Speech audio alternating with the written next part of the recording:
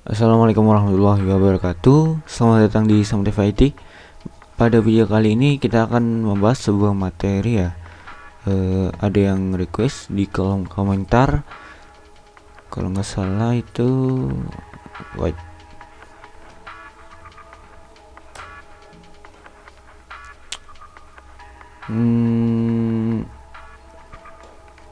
Di yang saya upload video seminar BDD Decoding.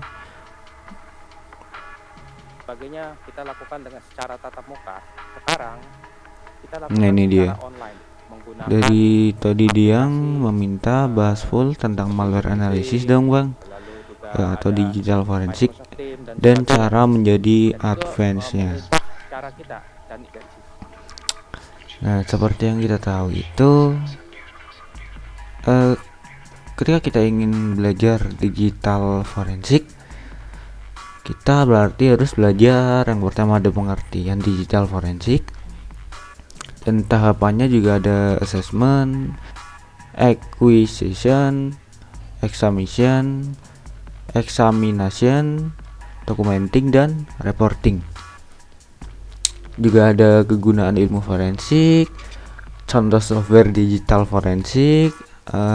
Di softwarenya juga ada yang berbasis Windows, ada juga yang berbasis Linux. Kalau yang Mac, saya kurang tahu ya, karena saya jujur belum pernah menggunakan Mac. Distro Linux untuk digital forensik ini juga ada beberapa. Nanti boleh kita review. Anti forensik itu juga penting ya untuk pengetahuan kita. Kemudian cabang digital forensik itu juga ada anakannya ya, komputer forensik, wifi forensik, email fraud, mobil forensik, network forensik, data, drone, audio, video, image, ya semuanya yang berhubungan dengan forensik. Prinsip dasar menangani digital evidence, metode digital forensik. Kita juga harus bisa mengungkap barang bukti digital, jenis forensik berdasarkan sifat media. Yang pertama kita langsung saja masuk pada pengertian digital forensik. Digital forensik itu bahasa Inggris ya, yang berhubungan dengan kehakiman atau peradilan. Karena memang pada awalnya forensik berguna untuk mengungkap bukti-bukti yang digunakan dalam kasus peradilan ya. Kasus digital forensik.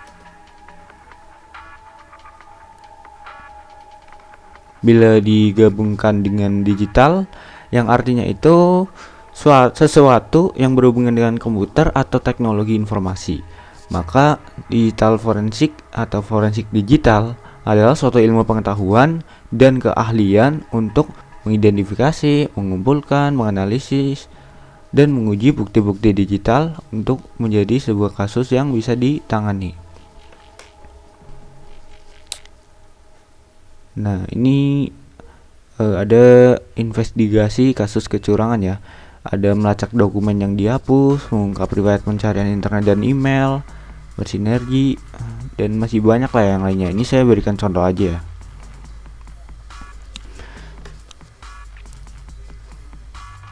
Istilah forensik digital pada awalnya identik dengan dunia perkomputeran ya, tetapi saat ini berkembang menjadi lebih luas, yaitu menganalisa semua perangkat menyimpan data digital.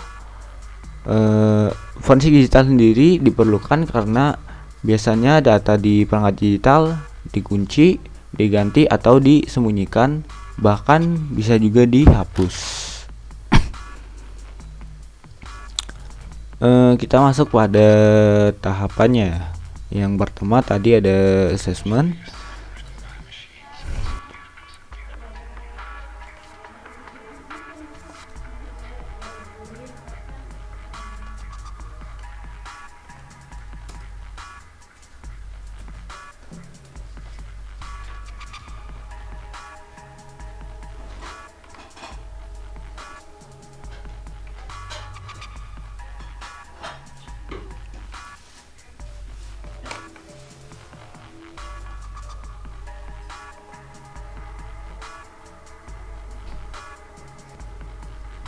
Ini dari sumber lainnya, tapi ya udahlah, pinjam dulu nggak apa-apa kali. Assessment itu pemeriksa atau auditor dari komputer forensik yang harus menilai bukti digital yang ada dengan memberikan nilai yang netral. Maksudnya itu nilai atau prasangka bahwa bukti belum masuk kepada yang memberikan keringanan atau memberatkan kasus. Tahapan yang selanjutnya ada juga acquisition. Acquisition berarti bahwa bukti digital sangat rentan dan bisa mudah rusak, hilang, dan kecelakaan yang lain. Maka pemeriksaan pun harus dilakukan dengan hati-hati. Adapun yang paling tepat adalah menggunakan bukti digital bukan yang asli. Bukti digital yang asli harus dilindungi agar tetap terjaga. Contohnya apa nih? Contohnya kasus dari yang kemarin tuh, Pak Novel Baswedan. Dia si pihak berwajib ini meminta bukti berupa rekaman CCTV ya, tapi nggak tahu kenapa. Pokoknya kasusnya ini menurut saya kurang transparan, jadi kurang bisa diungkap. Tapi alhamdulillahnya oknum yang menyiramkan itu sudah ditangani dan mendapatkan proses hukum ya. Kita kembali pada pembahasan. Berikutnya ada examination. Tujuan dari proses examination ini adalah untuk mengambil serta menganalisis bukti digital yang ada. Ekstrak di sini mengacu pada proses pemulihan data digital yang diperoleh atau direcovery informasi dari suatu media forensik. Analisisnya mengacu pada metode yang telah ditetapkan dan menjadi standar dari forensiknya sendiri. Tahapan selanjutnya ada documenting dan reporting. Analisis dan berupa observasi pada forensik digital harus dibuat dokumentasi tentunya dong, dan laporan agar benar-benar bisa menjadi acuan bagi forensik selanjutnya. Kemudian bisa juga menjadi bahan penelitian apakah metode yang sudah dilakukan sudah efektif atau belum. Sebenarnya ketika Anda belajar forensik ini, Anda bisa menganalisis sebuah kasus secara mendalam ya. Tidak hanya menganalisis doang, bisa mengidentifikasi, mengumpulkan bukti. Karena kegunaan ilmu forensik itu untuk dapat membuat terang suatu perkara ya, dengan cara memeriksa dan menganalisa barang bukti mati. Sehingga dengan ilmu forensik haruslah didapat berbagai informasi. Misalkan nih, yaitu information or corpus delicti. Dengan ilmu forensik ini kita bisa mengetahui bahwa telah terjadi suatu kasus. Dan kita mengetahui kebenarannya melalui forensik, yaitu dengan melakukan analisa sesuai dengan kaidah forensik. Kita juga bisa melakukan information on modus operandi. Dengan adanya ilmu forensik, kita bisa mengetahui pelaku-pelaku dari tindak kejahatan atau kasus. Dengan adanya ilmu forensik, kita juga bisa menangkap pelaku dengan motif dari pelakunya sendiri. Kemudian ada linking suspect with victim. Dengan ilmu forensik juga kita bisa mengetahui hubungan antara pelaku dengan korban. Apa saja yang telah pelaku lakukan pada korban, sehingga dari forensik bisa diketahui apakah seseorang adalah pelaku atau justru korbannya. Kemudian linking a person to a crime scene. Dengan adanya forensik, kita bisa mengetahui latar belakang dari kejadian suatu kejahatan yang melatar belakangi kejahatan itu. Selain itu, kita juga bisa merekam dari layar kejadian seperti apa kejadian pada saat itu. Kemudian ada disproving or supporting a witness testimony. Dengan adanya forensik, kita juga bisa memastikan bahwa kesaksian bisa dikatakan benar atau salah.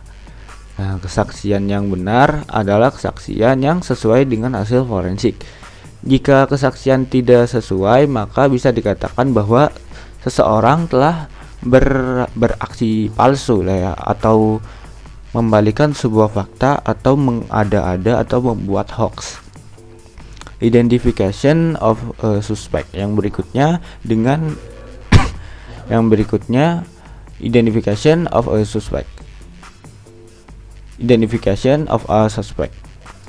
Dengan adanya forensik, kita juga bisa menetapkan siapa saja yang dicurigai jika telah terjadi sebuah kasus. Melalui hasil forensik akan ada jejak digital yang akan mengarah kepada seseorang yang statusnya dari saksi kemudian berlanjut bisa jadi menjadi tersangka atau juga yang terlibat dalam kasusnya. Berikutnya ada providing investigasi lead. Dengan ilmu forensik kita bisa melakukan investigasi yang terarah karena kita telah mengantongi beberapa petunjuk. Sebenarnya ini ilmu yang mendalam dan bermanfaat ya. Contohnya apa?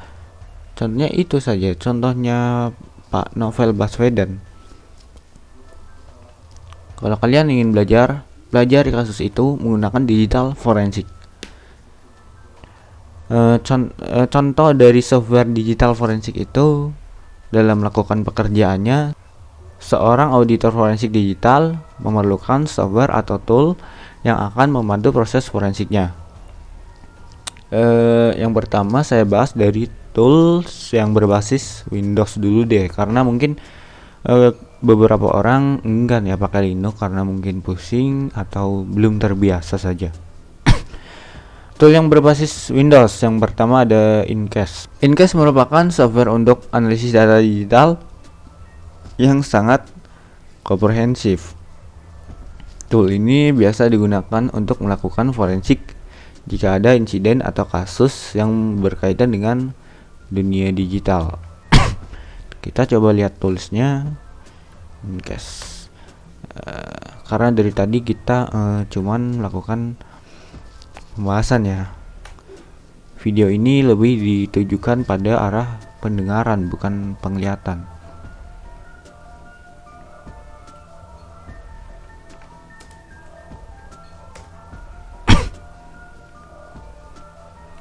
Kita coba lihat softwarenya ya, kurang lebih seperti inilah burung dan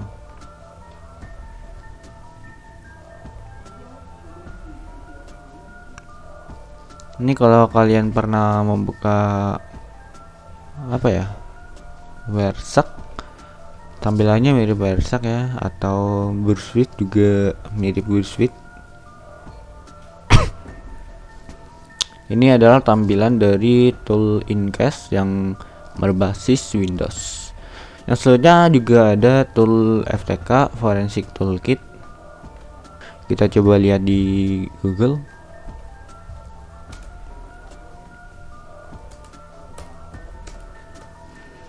Mungkin videonya akan terjadi potong-potong ya karena saya lagi batuk.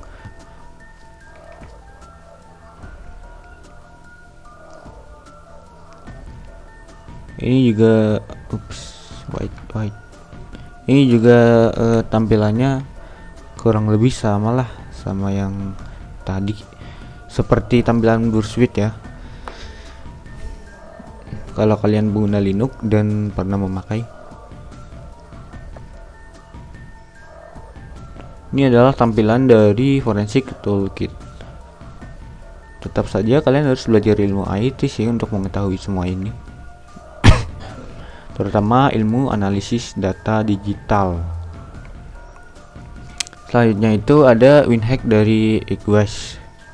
Kita coba lihat ya, WinHack Windows. Sama aja sih tampilannya karena kurang lebih emang yang dianalisis itu seperti ini data digitalnya.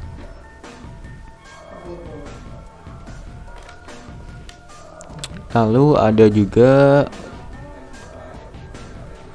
mobil edit forensik.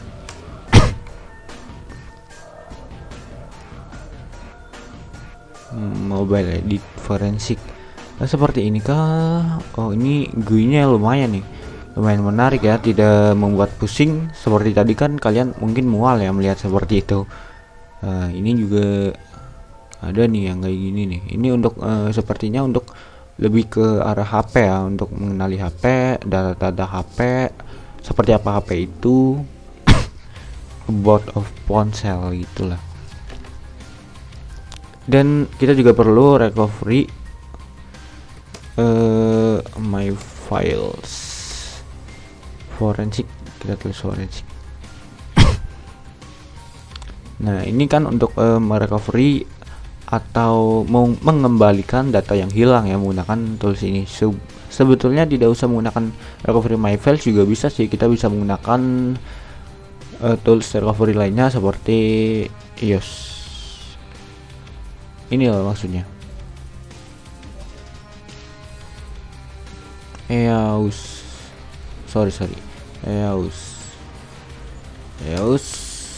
data recovery. Ini mungkin ya fungsinya sama sih, terserah kalian, selera saja. Sekarang kita masuk pada tools yang berbasis Linux. Yang pertama itu ada the sleuth kit. Mungkin agak susah dalam pengucapannya ya. Ini juga bikin mabok nih, aduh. Biner semua sama, aduh. Mantap. Hasilnya ada tools autopsy. Sorry. Autopsy forensik. Kita tuh forensik ya harusnya nih. Nah, ini tampilannya kurang lebih sama seperti yang di Windows ya.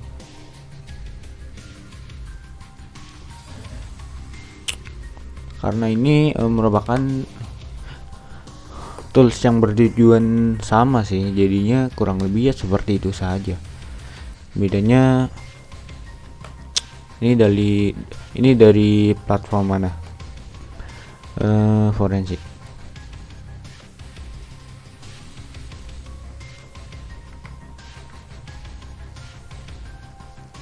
Oke, tampilannya seperti MTMR ya.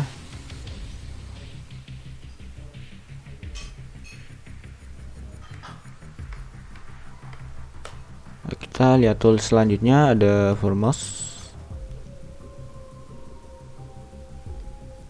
Ini juga untuk merecovery ya sebuah data. Kalau yang dari Linux-nya itu menggunakan tool Formos. Selanjutnya yang terakhir ada patch.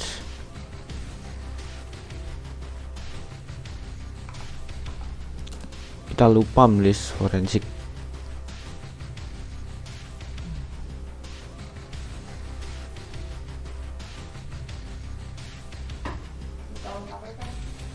Patch, mungkin karena ini. Mana toolsnya nih? Saya cari dulu toolsnya, mungkin tidak ada. Oke, kita lanjut saja pada distro Linux untuk melakukan kegiatan forensik ya. Distro Linux yang pertama itu ada distro dev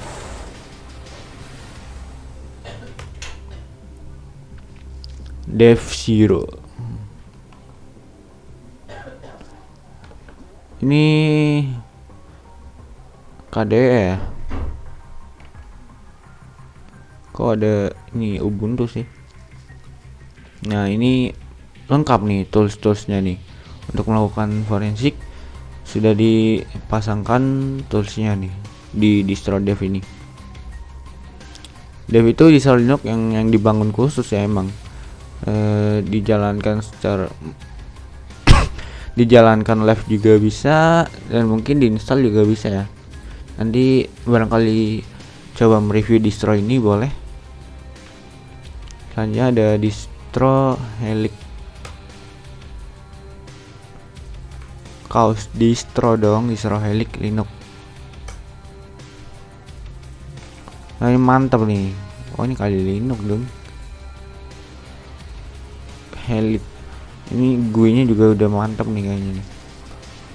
Nah ini IFC ya atau mat.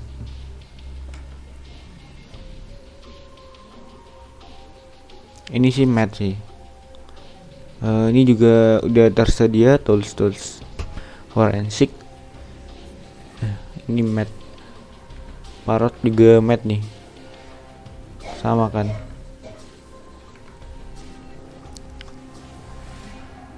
Oke, kita langsung lanjut aja pada distro selanjutnya. Ada distro China Linux. Wih mantap nih.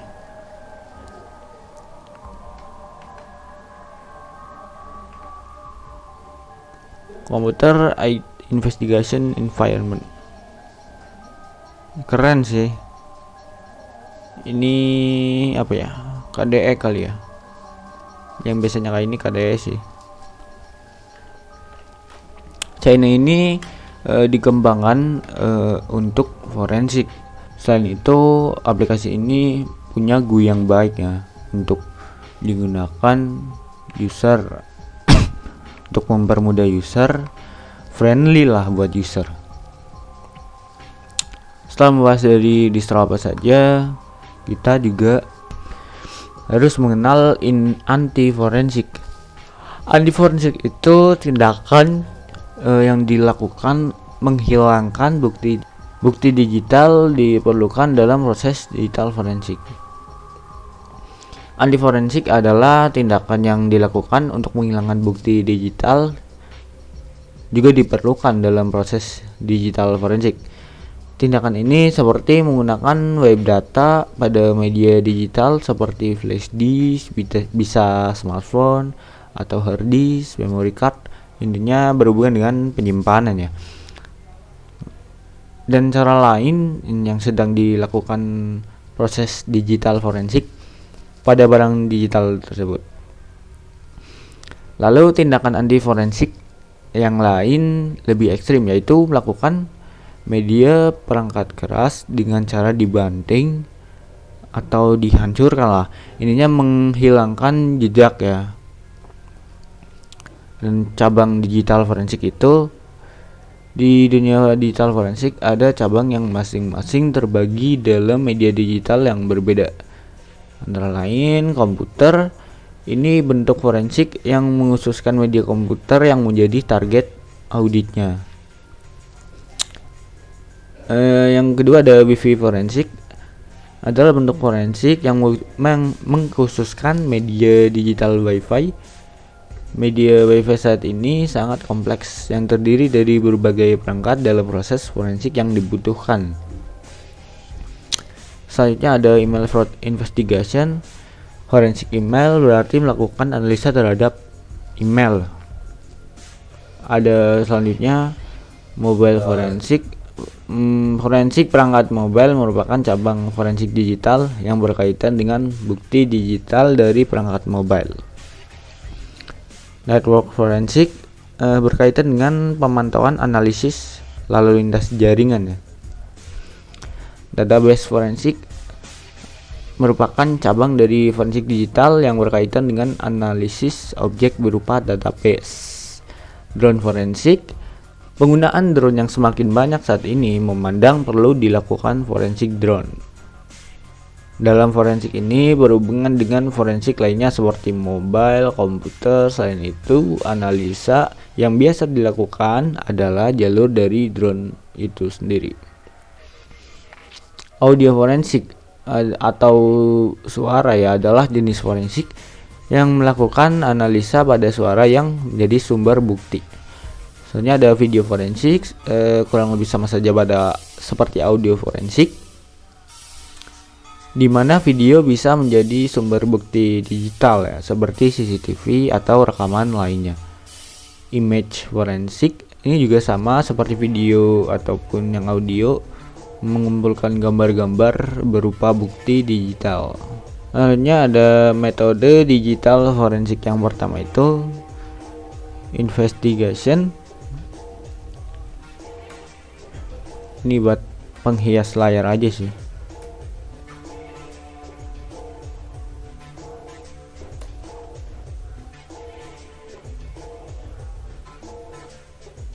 Kita lanjut. Yang pertama metode digital forensik ada identification. Tahapan identifikasi yang dilakukan mencari barang bukti mana saja yang dapat digunakan ya untuk mengungkap sebuah insiden. Yang kedua ada collection, merupakan kegiatan mengumpulkan barang bukti atau data-data yang mendukung terbentuknya kasus ini. Ketiga ada examination, aktivitas pemeriksaan terhadap bukti digital yang telah berhasil dikumpulkan. Berikutnya ada analisis. Tahap analisis ini adalah tahapan yang utama di mana kita menganalisis bukti digital untuk mendapatkan informasi yang dibutuhkan untuk mengungkap sebuah kasus yang ditangani. Terakhir ada tahap reporting, adalah tahapan terakhir pada metode ini. Pada tahapan ini dilakukan adalah membuat laporan mulai dari tahapan pertama sampai yang terakhir. Ini saya merangkum dari beberapa sumber ya, saya jadikan bahan untuk menjadikan sebuah konten. Saya juga sebenarnya masih belajar sih, saya juga ini merangkum dari beberapa sumber, saya ringkas, saya rangkum, saya baca, setelah sepertinya sudah pantas, saya jadikan sebuah konten. Silahkan diperiksa saja, silahkan dikritik, diberi komentar di kolom komentar. Oke, semoga bermanfaat. Kita berjumpa pada video selanjutnya.